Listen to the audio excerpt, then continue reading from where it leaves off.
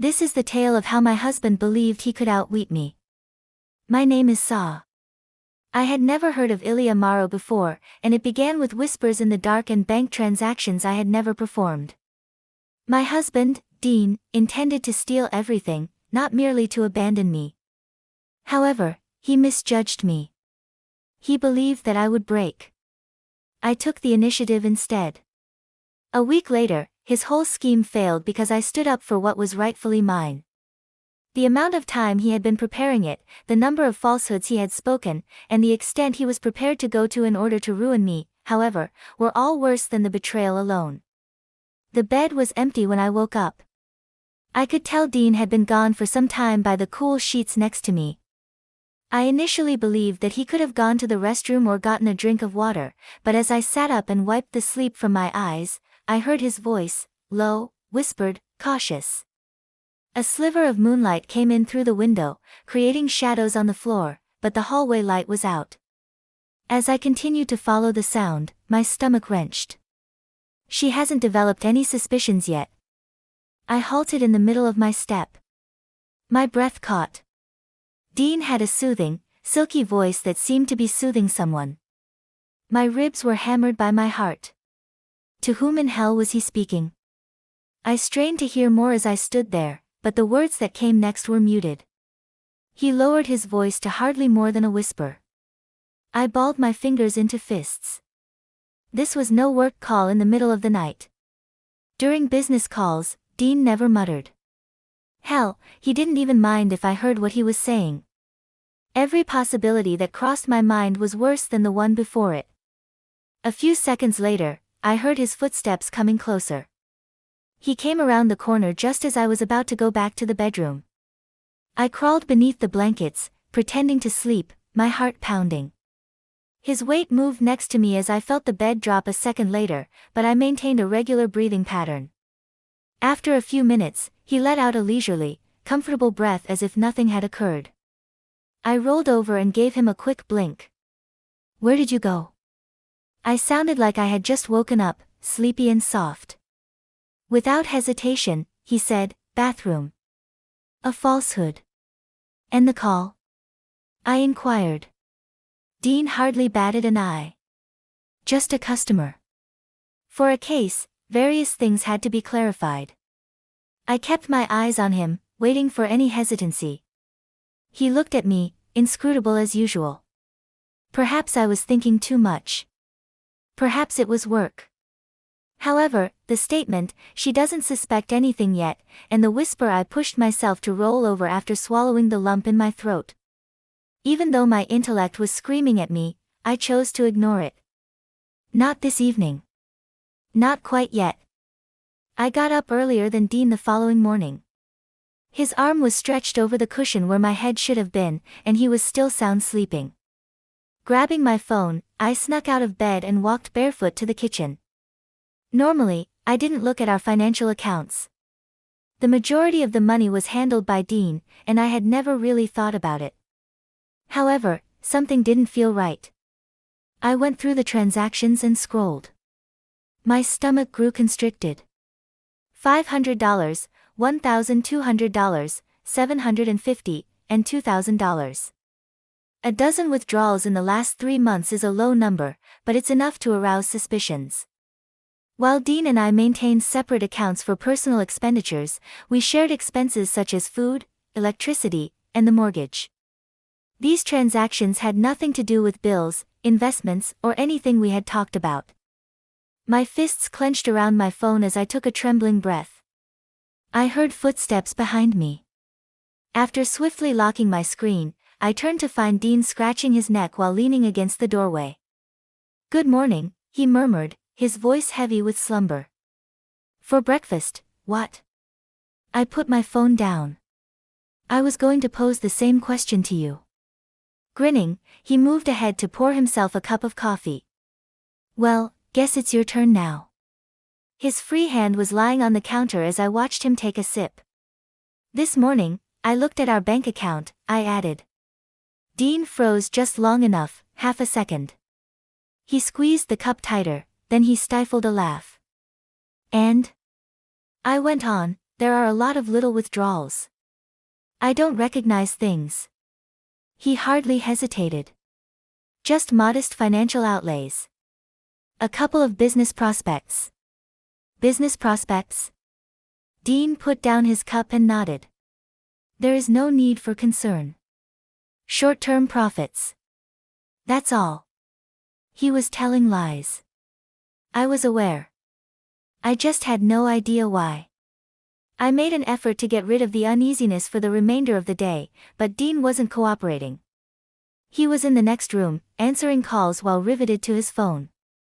Every time he placed his screen on the table, it was always face down, and whenever I glanced at him, I felt as though a wall had been placed between us that had never been there before. My thoughts wouldn't stop racing that night as I laid in bed and stared at the ceiling. Dean has always been a slick, self-assured man who could charm his way out of any situation. But I knew when something wasn't right since I'd been with him long enough. And there was undoubtedly a problem. I looked over at him. Already sleeping, he had a peaceful face and steady breathing, as if he had nothing to conceal. I didn't believe it. I had been trying to ignore the words, "Am I being paranoid, or is something really wrong?" all day, but a voice in my brain repeated them. Even when the early light came in through my window, the doubt persisted. I had slept through the whole night, unable to get rid of the uneasy sense that something was really off. I could still hear Dean's tone from the previous evening, casual, contemptuous, but calculating. This is the tone one uses while concealing something from view. My actions seemed robotic as I dragged myself out of bed and went about my daily ritual. I couldn't stop thinking about every conversation I had had and every warning sign I had disregarded in the previous few months. Then, as if nothing had happened, Dean walked into the kitchen. "Morning, babe," he said, pressing a quick kiss to my temple. "I was thinking we should probably get our financials in order, just in case of emergencies." I froze, my fingers tightening around my coffee mug. "Our financials?" I echoed carefully.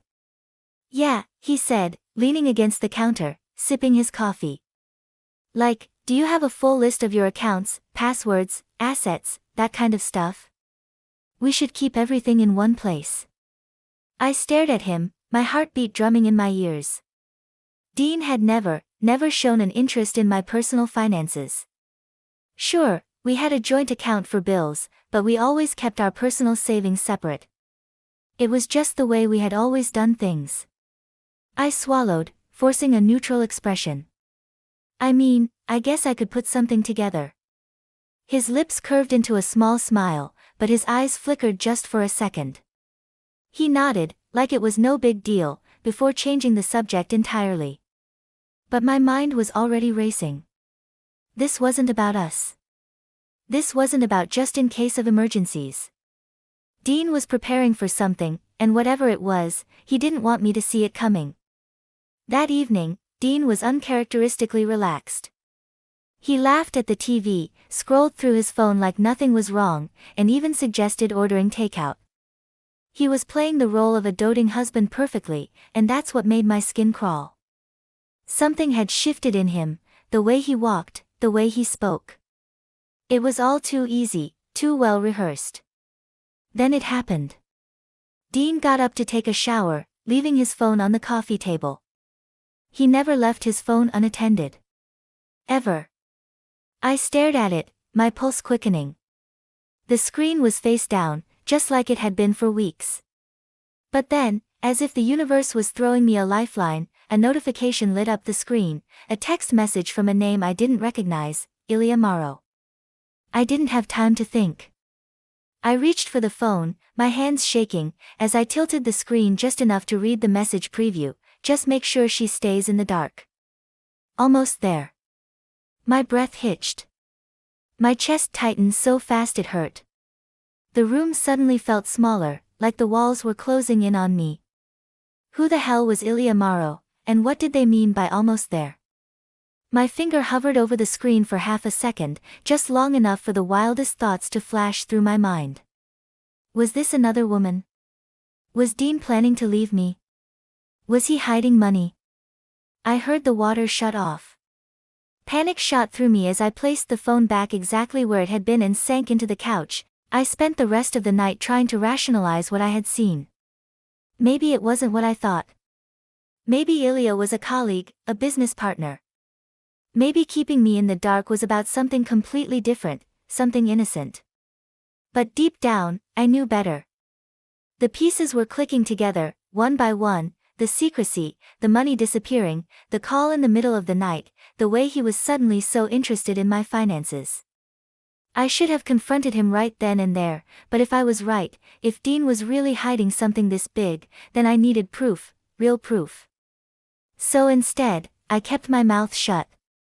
I let him kiss me goodnight, let him slip under the covers like nothing was wrong, and then I lay there, gripping my phone, whispering into the dark, who the hell is Ilya Morrow?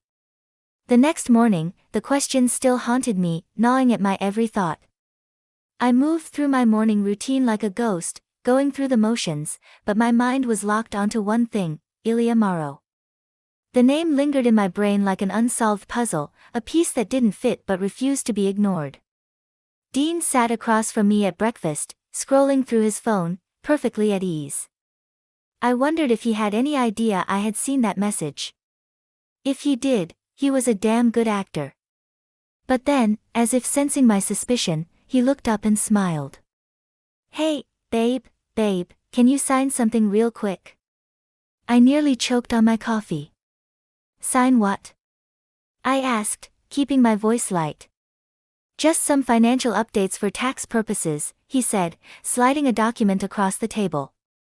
His tone was casual, but his fingers drummed against the table in an uneven rhythm, a tell. I picked up the papers, my stomach tightening as I skimmed through the first page. Legal jargon filled the document, but once I got to the last page, it became painfully clear, this wasn't about taxes. I flipped to the last page.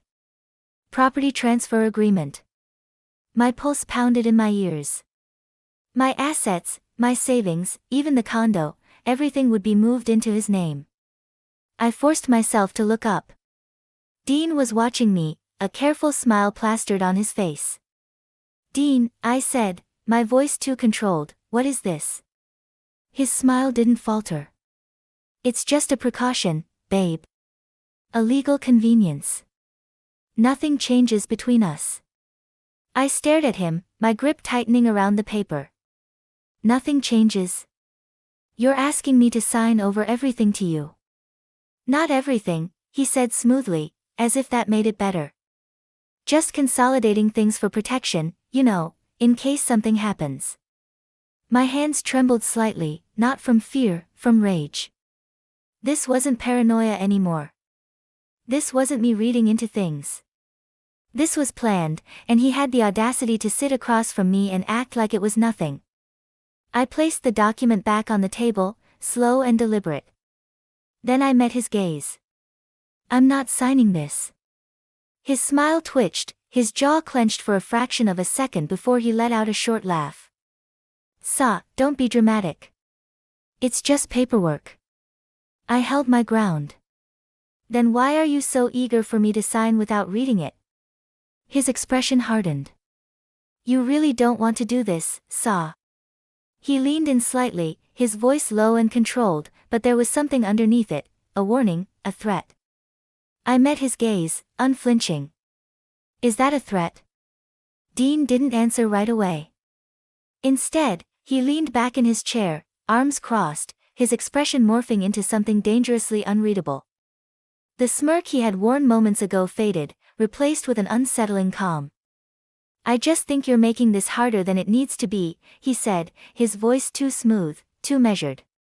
I swallowed my anger, keeping my expression neutral. He still thought he was in control, that I was just another move on his carefully planned out chessboard. I let the silence stretch, watching him. The way his fingers tapped idly against the table, the slight twitch in his jaw when I didn't respond, he was waiting for me to react, to get emotional, to panic, to break. I wouldn't give him the satisfaction. So, I smiled, just enough to make him shift uncomfortably. "You know what, Dean?" I said lightly, standing up and gathering the papers. "You're right. I do need to think about this." His eyes narrowed slightly.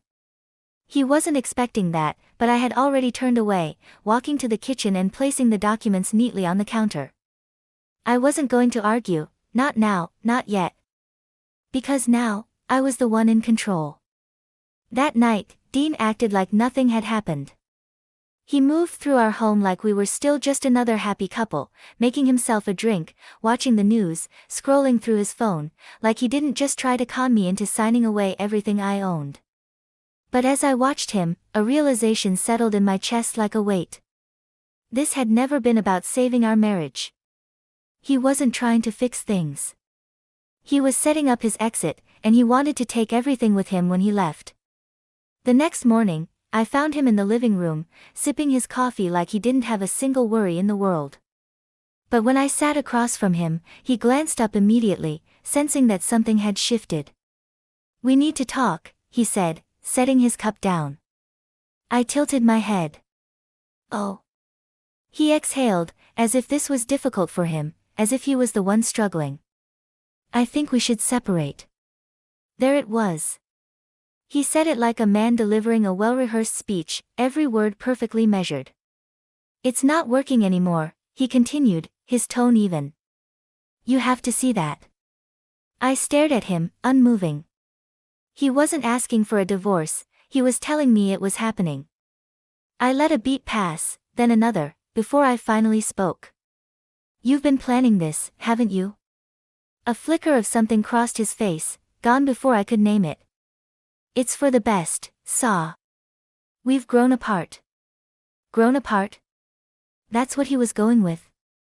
I leaned forward, resting my arms on the table. "You mean you want out, but you want to make sure you don't leave empty-handed." His lips pressed into a thin line, but he didn't deny it. I could have screamed. I could have thrown the nearest object across the room. But I didn't. Because something had shifted inside me, a steel resolve that hadn't been there before. So, I leaned back in my chair, tilting my head slightly. Then, as calmly as I could, I said the words that would change everything. "I already moved my assets." Dean's entire posture stiffened. His breath hitched, not enough for someone else to notice, but I did. "What do you mean?" His voice was too sharp, too controlled. I smiled, slow and deliberate. "Exactly what it sounds like." His jaw clenched.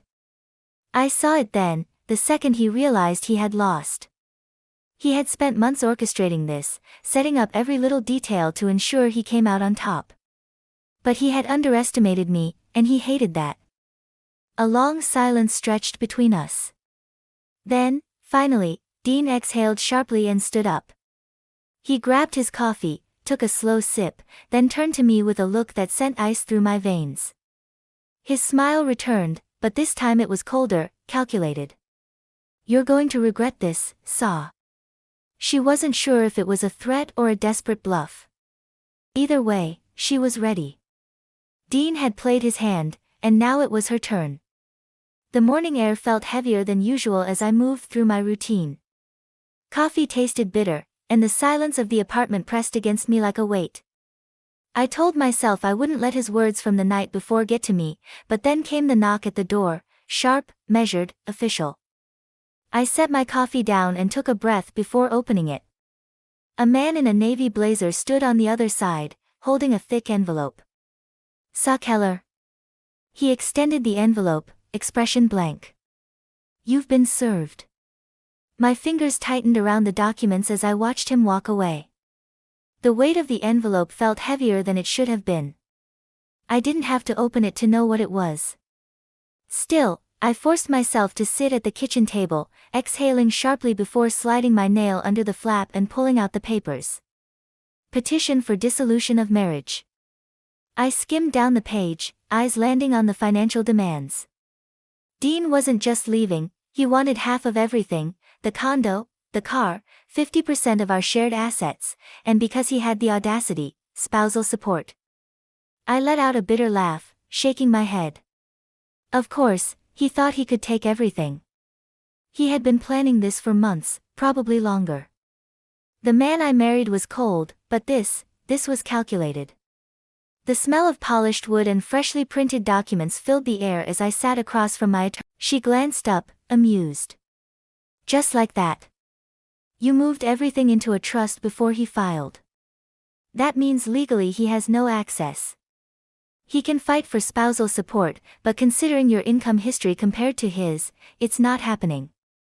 I let out a slow breath, my shoulders finally releasing the tension I had been holding onto since that knock on my door. For the first time in weeks, I felt truly in control. Dean had spent all this time thinking he was the one orchestrating the game. He had underestimated me. That evening, I had just finished pouring myself a glass of wine when the front door slammed open. I didn't even flinch. Dean stood there, fury rolling off him in waves.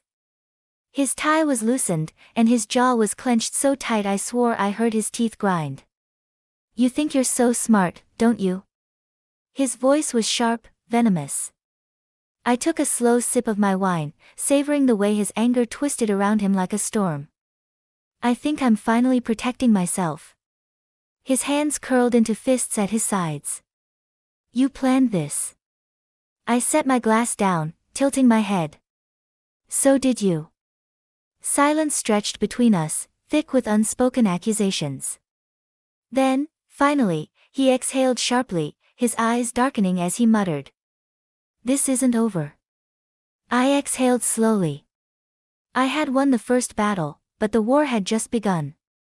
For the first time in weeks, I felt a small sense of relief knowing that Dean had lost his financial grip on me. But I should have known better than to think he would walk away quietly. The first sign of trouble came at work. It started with looks, not the usual passing glances, but lingering stares with whispers that cut off the second I entered the room. By mid-morning, my assistant Rachel hesitated before stepping into my office. Hey, I think you should know something. I glanced up from my laptop, already exhausted. What is it? She shifted uncomfortably. There's a rumor going around. I wasn't going to say anything, but... She trailed off, wringing her hands. Just tell me. Rachel hesitated, then sighed. People are saying you took money from your joint accounts. That you were, she swallowed hard. Laundering funds. I stared at her. The words landed like a slap. What? I don't believe it, she added quickly.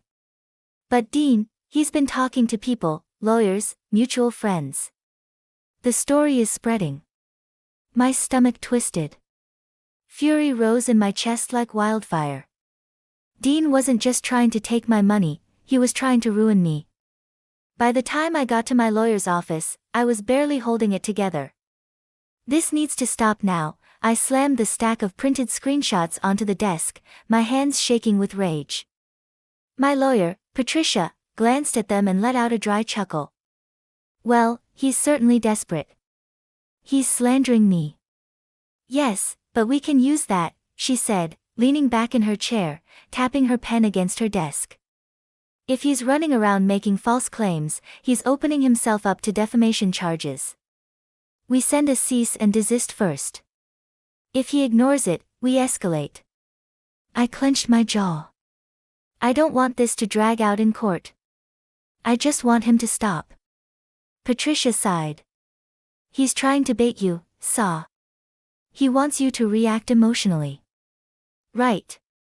I turned to see Beatrice standing by the door with a knowing look. You can't let him dictate your next move, she said, stepping forward. You react too fast, and he wins. I swallowed my anger, nodding stiffly. But inside, I was seething. Dean wanted a fight. He was about to get one.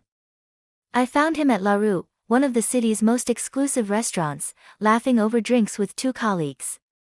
The sight of him sitting there completely unfazed, like he hadn't spent the past few days dragging my name through the mud, made my blood boil. I didn't cause a scene. I didn't scream. I didn't need to.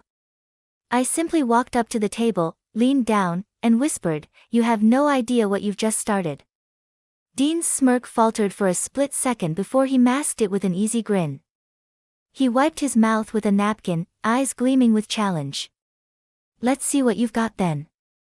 I had given him one last warning. Now, I was done playing fair. Dean had spent weeks trying to manipulate, intimidate, and control me. He had underestimated me at every turn. Now, after failing to take my money, after smearing my name, he was taking one final shot. A desperate man is a dangerous one. I was halfway through my morning coffee when my phone rang.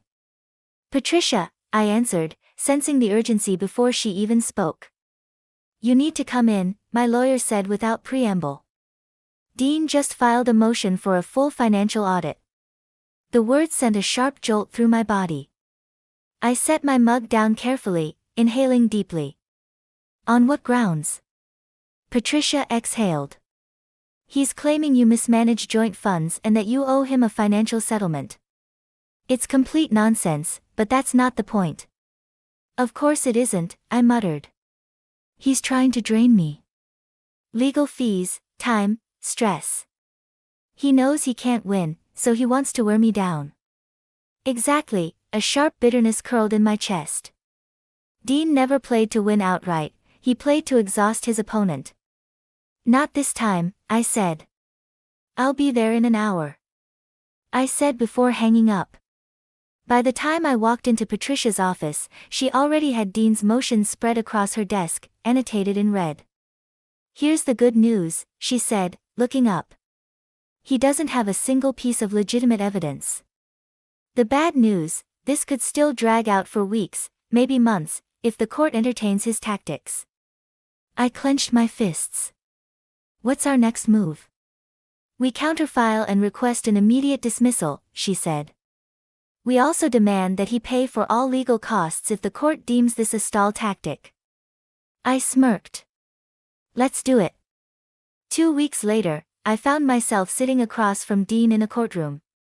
He was dressed sharp, his tie a little too tight, his smirk barely concealed.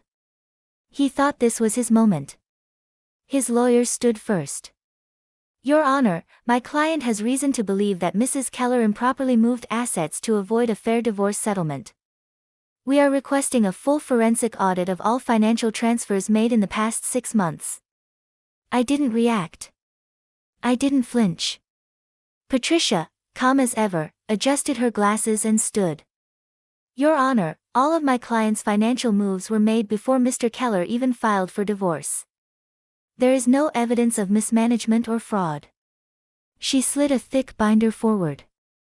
Additionally, we request that this motion be dismissed with prejudice and that Mr. Keller be required to cover all legal fees as this is a clear attempt at financial harassment. The judge took their time reviewing the documents, their expression unreadable. The room was tense, silent. Dean was watching me, waiting for me to squirm. I didn't give him the satisfaction. Finally, the judge looked up. The court finds no grounds for a full financial audit. The motion is denied. Furthermore, due to lack of evidence, Mr. Keller will be responsible for all legal fees associated with this claim. A sharp clap of the gavel. Just like that, Dean had lost again.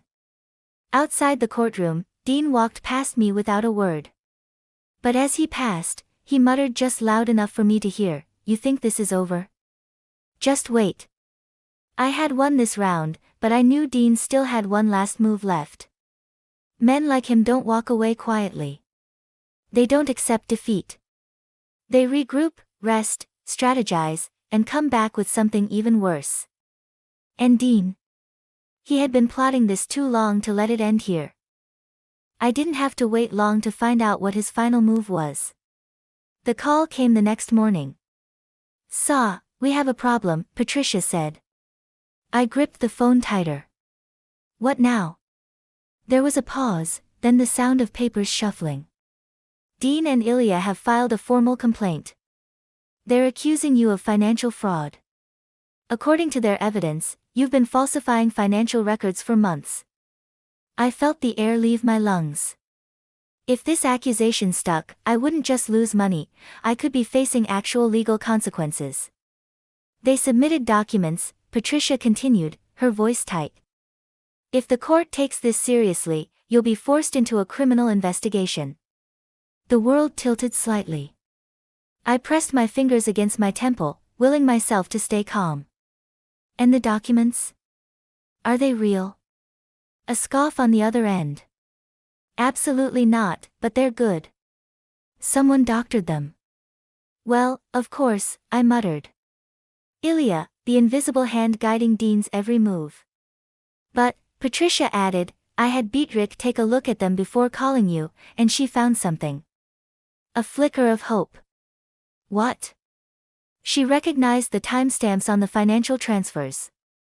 Someone forged them, but they didn't realize one key detail: those accounts didn't even exist when those transactions supposedly took place. I let out a sharp exhale. That was it. That was the mistake that would ruin them. My fear burned away, replaced by something sharper. Dean wanted a war. Fine. I was about to end it. By the time I arrived at Patricia's office, I had made a decision. I wasn't just going to defend myself. I was going to bury them. I want to go on the offensive, I said, placing my palms flat on her desk. Not just to clear my name. I want to take them down. Patricia studied me for a moment, then nodded. Good, because we have enough to do it. She motioned to a folder. We contacted a forensic financial analyst. They confirmed what Beatrick found. The documents were doctored. She smiled, sharp and satisfied. So here's what we do: we file a motion proving the documents are fraudulent, then we sue Dean and Ilya for defamation and falsifying legal evidence. I nodded. And I want full damages. Patricia leaned back, clearly pleased. I thought you might say that. 2 weeks later, I faced Dean in court for what would be the last time. I watched him closely as Patricia laid out our case. She spoke with precision, her voice carrying across the room.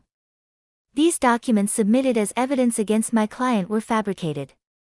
We have irrefutable proof that the financial transactions listed never happened. The forensic analyst took the stand, detailing every false timestamp, every manipulated number. Dean's lawyers squirmed. They knew they were losing. Then came the final blow. Patricia placed a new folder on the judge's desk.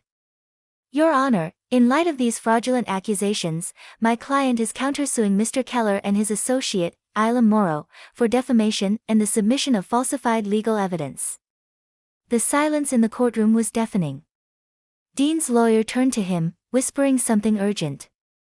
Dean's jaw was locked, his face pale. Finally, his lawyer stood and cleared his throat. Your Honor, my client wishes to withdraw his claims. Of course, he did. He had no choice. The judge nodded. Motion dismissed. Furthermore, Mr. Keller will be responsible for all legal costs. Dean had lost completely. As we exited the courthouse, Dean walked past me without a word. I didn't stop him. I didn't need to. I let him take a few steps before I whispered just loud enough for him to hear, "We done here?" For the first time in months, I felt something I had almost forgotten: peace. No more court hearings. No more threats. No more waking up in the middle of the night, dreading what Dean would do next. I had one. It didn't feel like some grand victory, not in the way I had imagined. There were no fireworks, no dramatic final words, just silence. The kind that comes after a storm, when the sky is still heavy, but the thunder is gone. And for the first time, that silence didn't scare me. 2 days later, I met with Patricia for the last time. She slid a final stack of papers across her desk. It's done. Dean signed the settlement. I exhaled slowly, my fingers hovering over the documents before finally picking them up. I scanned through the details, even though I already knew the outcome. Dean got nothing. Not a dime. His financial claims dismissed, his defamation case backfired, his reputation ruined. He had tried to destroy me, and in the end, he was the one left with nothing. Patricia leaned back in her chair, watching me. How do you feel? I let out a quiet laugh, more exhale than sound, lighter. She smiled. Good. You deserve that.